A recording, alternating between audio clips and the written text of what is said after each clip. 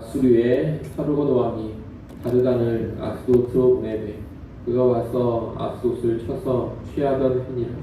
그때 여호와께서 아모스의 아들 아시야에게 말씀하여 이르시되 갈지어다 내 허리에서 배를 끄르고 내 발에서 신을 벗을지니라 하시매 그가 그대로 하여 벗은 몸과 벗은 발로 다니니라.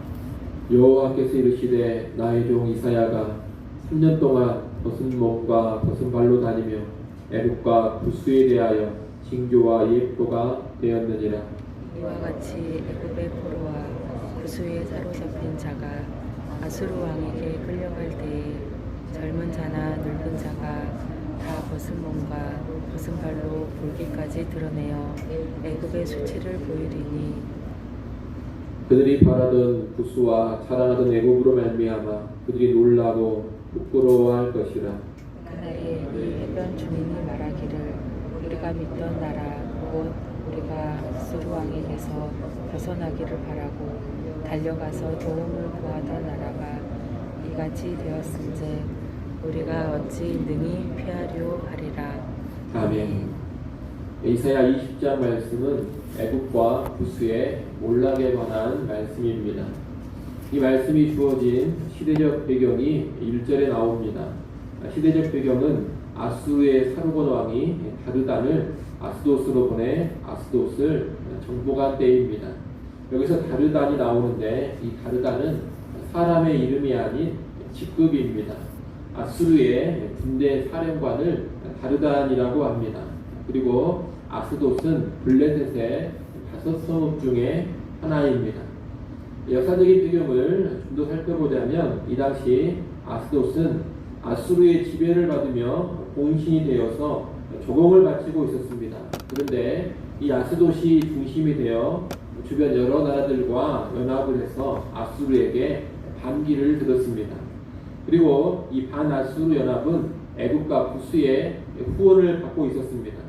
아수르의 팽창을 경계하던 애국과 구스가 팔레스타인 지역의 여러 나라들을 부추겨서 아수르에 저항하도록 한 것입니다.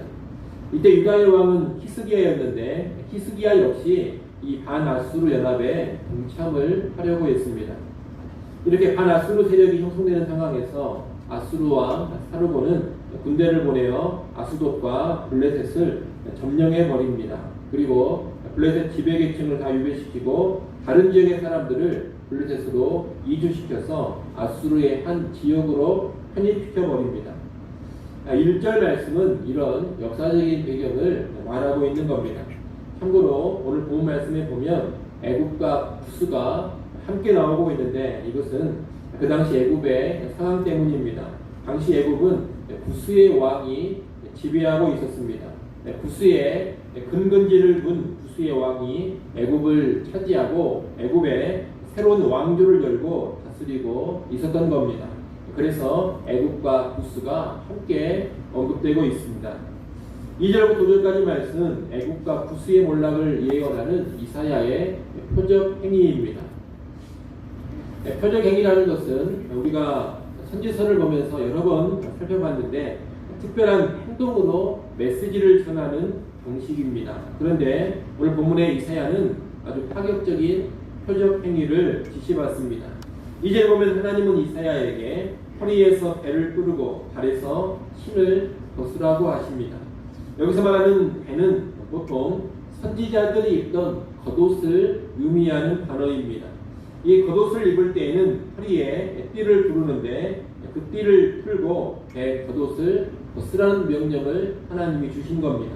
그리고 신발도 벗으라고 하십니다. 그렇게 벗은 몸과 벗은 발로 다니라고 하시는 겁니다.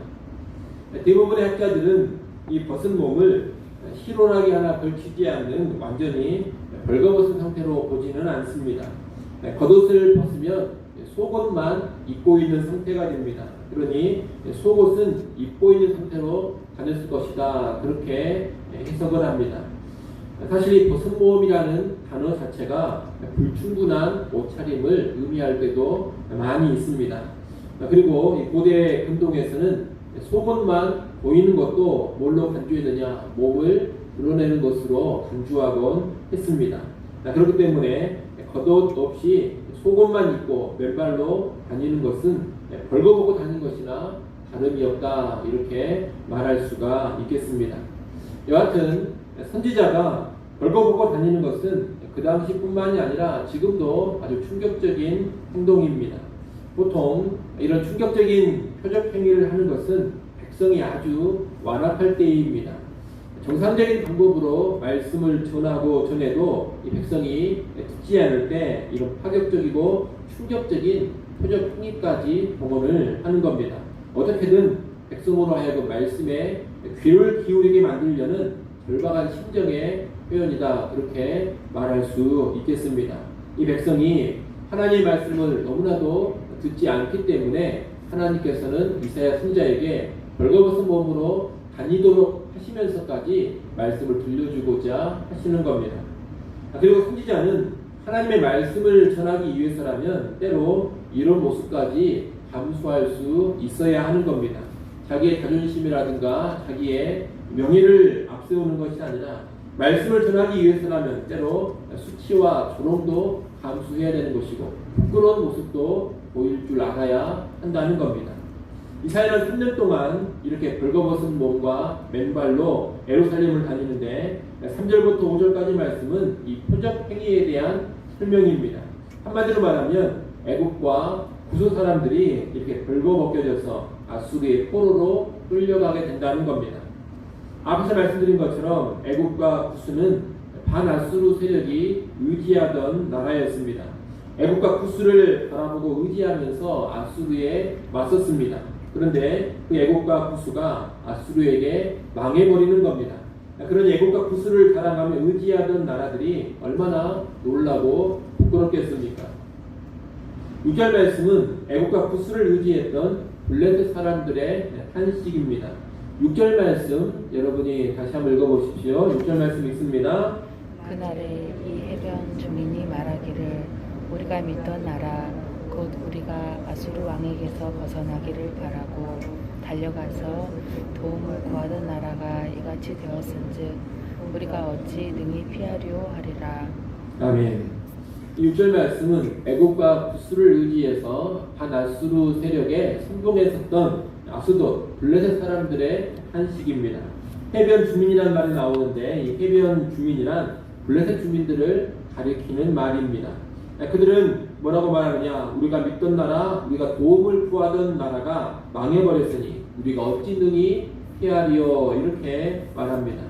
아수르의 지배에서 벗어나 보려고 애국과 구스를 의지했는데 그 나라가 망해버렸습니다. 그러니 모든 소망이 다 사라져 버렸다는 겁니다. 이상의 20장 말씀은 애국과 구스의 멸망에 관한 말씀인데 이 말씀이 이사야의 표적 행위를 통해서 남유다 백성들에게 선포되었습니다. 다른 나라의 멸망 이야기인데 왜 남유다 백성들에게 이 말씀이 선포되었느냐? 다른 이유가 아닙니다. 너희도 강대국을 의지할 생각을 버리고 여호와만 의지하라, 이런 의도에서 본문의 말씀을 남유다 백성들에게 주시는 겁니다. 이 당시에 복잡한 국제정세, 어수선한 상황에서 각각의 나라들은 자기 살 길을 찾느라고 아주 분주했습니다. 서로 연합을 하기도 했고 강대국을 의지하기도 했고 또 강대국의 신하 나라가 되어서 조공을 바치기도 하고 또 조공을 바치다가 기회가 되면 반기를 들게도 했습니다. 각각의 나라들이 아주 복잡한 계산을 하면서 살 길 찾기에 몰두했다는 겁니다. 남유다도 예외가 아니었습니다.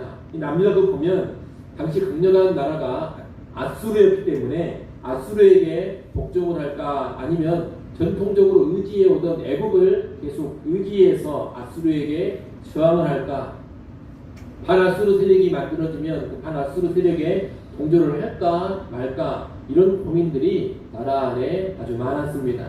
실제로 유다 나라 안에 친아수르파가 있었고 반아수르파가 있었습니다.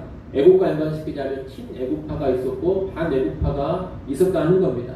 그래서 누가 정권을 잡느냐에 따라서 친아수르 정책을 펼쳤다가 반아수르 정책을 펼쳤다가 그랬습니다. 나라가 이리 갔다 저리 갔다 했다는 겁니다. 이런 상황에서 하나님 주시는 말씀이 뭐냐? 역사의 주관자는 바로 나다. 그러니 강대국들을 의지하려고 하지 말고 나를 의지하라, 이 말씀을 주시는 겁니다. 하나님은 애국과 부스의 운명을 좌우하시는 분입니다. 그분의 뜻대로 애국과 부스가 아수르에게 망합니다. 망하는 것은 아수르도 마찬가지입니다. 아수르의 운명도 하나님이 좌우하십니다. 이 아수르도 적절히 사용하시다가 때가 되면 그 죄악을 심판하사 멸망을 시키시는 겁니다. 그렇기 때문에 남유다 백성들은 하나님을 바라보고 하나님을 자랑하며 하나님을 의지해야 하는 겁니다. 이 블레셋 사람들처럼 애굽이나 부스 같은 강대국을 바라보고 강대국을 자랑하며 의지할 것이 아니라는 겁니다. 강대국을 의지하다가 결국 그 강대국이 무너지는 것을 보면서 수치를 당하게 됩니다. 하나님의 백성은 그렇기 때문에 오직 하나님만을 의지하는 겁니다. 여러분 이것을 잘 아시고 먼저 여러분 개개인의 인생을 살아가실 때 철저하게 하나님 의지하시기를 바랍니다. 사람을 의지하지 마시고 어떤 돈을 의지하지 마십시오. 내 인맥 자랑하지 마시고 돈 자랑하지 마십시오. 하나님을 자랑하고 하나님을 의지하십시오. 그것만이 수치를 당하지 않는 길이요 진정한 안전의 길입니다.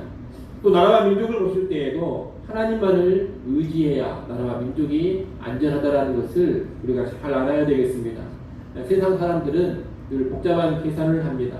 정치인들은 늘 이해득실을 따지고 복잡한 국내외 정세를 파악하면서 이리 갔다 저리 갔다 합니다. 나라와 민족의 운명이 하나님께 달려있다는 생각을 세상 사람들이나 세상 정치가들은 전혀 하지를 않습니다. 그런 가운데 때로 하나님을 대적하고 하나님을 무시하는 그런 정책, 그런 일들도 서슴없이 펼치곤 합니다. 그것이 올라가는 길인 줄도 모르고 그렇게 행하는 겁니다. 그런 맥락에서 최근에 포괄적 차별금지법을 통과시키려는 시도라든가 또 자녀에 대한 부모의 체벌을 법으로 완전히 금지시키려고 하는 그런 태도는 대단히 어리석은 모습들이라고 말할 수가 있겠습니다. 하나님을 모르는 자들이, 하나님을 두려워할 줄 모르는 정치가들이 펼치는 정책이라 그렇게 말할 수가 있겠습니다. 그런 방향으로 나가는 것이 국가에 길게 보면 도움이 되지 않습니다. 하지만 세상 사람들은 원래 이렇다라는 것을 우리가 알아야 합니다. 우리 신자들이 잘 깨어있으면 될 것입니다. 신자들은 나라와 민족이 사는 길이 하나님께 달려있음을 압니다. 그래서 나라와 민족을 위해 하나님께 늘 기도하는 것이고 하나님 뜻대로 앞장서 순종하며 살아가는 것입니다. 교회가 나라를 위해 기도하고 교회가 말씀에 순종하며 살아가는 것, 이것이 최고의 애국이 되는 것이고 그것이 나라와 민족을 살리는 길이 될 것입니다. 아무쪼록 오늘 본문의 내용을 여러분 잘 기억하시면서 여러분 개개인의 인생이나 나라와 민족의 운명이 하나님께 달려있음을 확신하시고 언제나 하나님 바라보고 하나님 의지하는 우리 모두가 될 수 있기를 간절히 소원합니다. 기도하겠습니다.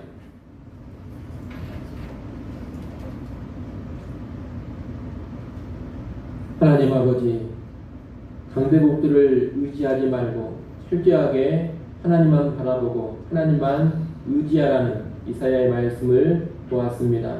아버지 하나님, 오늘 우리도 우리의 개개인의 안전과 나라와 민족의 안전이 하나님께 달려있음을 분명히 알고 확신케 하여 주시옵소서. 우리 개개인의 인생을 돌아볼 때 그 어떤 다른 것 의지하지 않게 하시고 철저하게 하나님 바라보고 의지하기를 소원합니다. 또 나라와 민족을 바라볼 때에도 철저하게 하나님 바라보고 하나님 의지케 하여 주옵소서. 이 새벽 시간에도 우리 개개인의 삶을 놓고 간절히 하나님께 아뢰입니다. 나라와 민족을 위해서도 간절히 기도합니다.